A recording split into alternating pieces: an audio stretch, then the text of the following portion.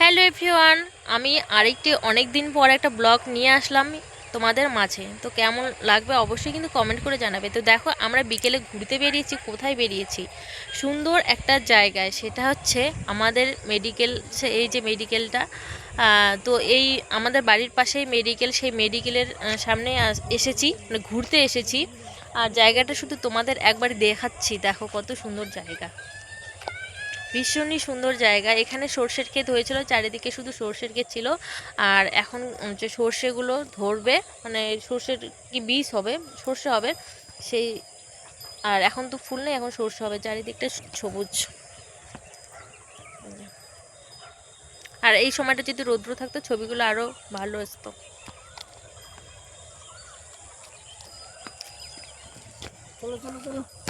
এটা ইউটিউবে দিব পাতালা করে।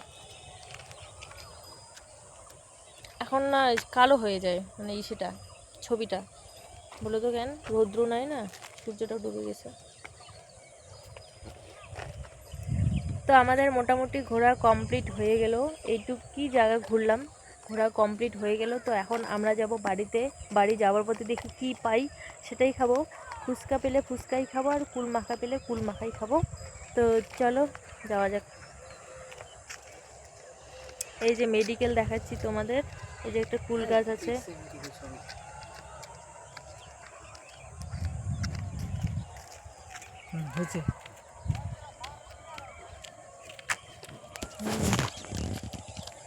দাঁড়াও একটু আসি। তো চলো তোমাদের চারপাশটা ঘুরিয়ে দেখাই। এই যে সবুজ, পুরো সবুজ।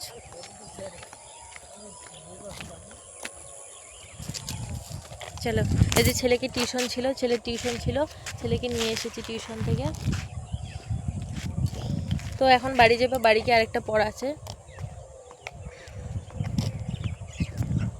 একটু ধরো তো এই পাশ থেকে ফুল।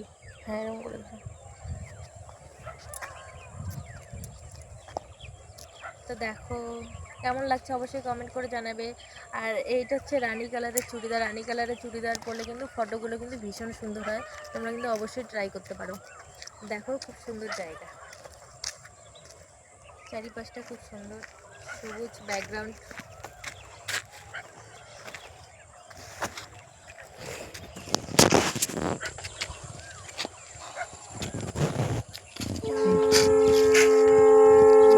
ট্রেন যাচ্ছে, 4:30 ট্রেনটা যাচ্ছে।